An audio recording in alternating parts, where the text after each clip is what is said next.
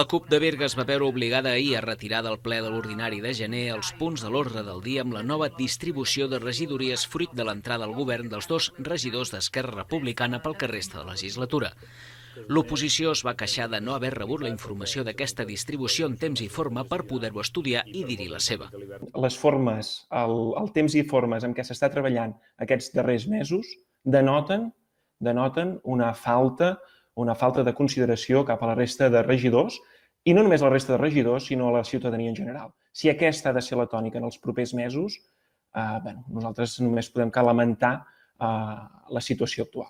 Davant les crítiques, l'alcaldessa Montse Venturós va fer autocrítica i va accedir a retirar aquest punt, el qual es podrà debatre al ple ordinari de febrer. Tant des de l'equip de govern hem considerat, com des del grup municipal d'Esquerra, hem considerat que ho havíem fet malament, que no era de rebut rebre la documentació el mateix dia, i en aquest sentit ho retirem de l'ordre del dia, ja no hi era, per tant no posem aquests punts a l'ordre del dia, en tot cas els treballarem de manera ordinària en el plenari del mes de febrer i demanar disculpes als companys de l'oposició o de la resta de grups municipals, no m'agrada dir oposició, per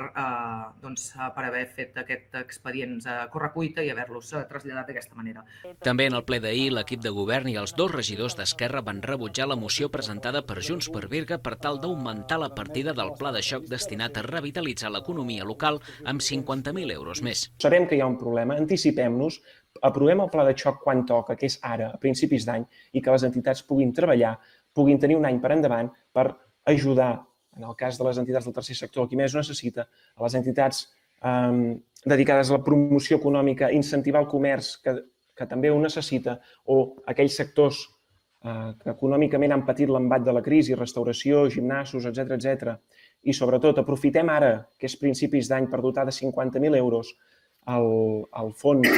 diguem-ne, l'ajuda a la promoció econòmica, aprofitant l'empenta i el vector catalitzador que està realitzant la CEP amb la seva taula de visió 2021-2025. Posem confiança en aquesta taula, estem segurs que sortiran accions que requeriran d'una forma o altra recursos i, per tant, és bo ara ja planificar aquest 2021. La regidora de Promoció Econòmica, Roser Rifà, va defensar la fórmula per la qual s'anirà ampliant aquest pla de xoc en funció de la disponibilitat de recursos destinats a altres partides. Tenim el teixit econòmic, en definitiva, molt tocat i també moltes famílies en situació de vulnerabilitat. En som molt conscients i precisament perquè sabem que haurem d'actuar de forma extraordinària com ho hem fet el 2020 i em sembla que no es podrà encaixar d'haver-ho fet, vam aprovar, de fet fa 15 dies, un pressupost que de partida dotava ja amb 20.000 euros al pla de xoc per plantar cara precisament a la Covid aquest proper 2021. Els hi vam dir ja que no estem dotant el pla de xoc amb aquest import i fins aquí, en cap cas. Ja comptem amb què caldrà ampliar-lo. I ja els vam dir també que des de la nostra perspectiva això no passa ni per tocar el fons de contingència ni per cancel·lar esdeveniments abans de temps. A mesura que ens trobem amb la necessitat de fer modificacions de crèdit, ja les farem. Les picabaralles entre govern i oposició van continuar en el tema econòmic al torn de pregs i preguntes.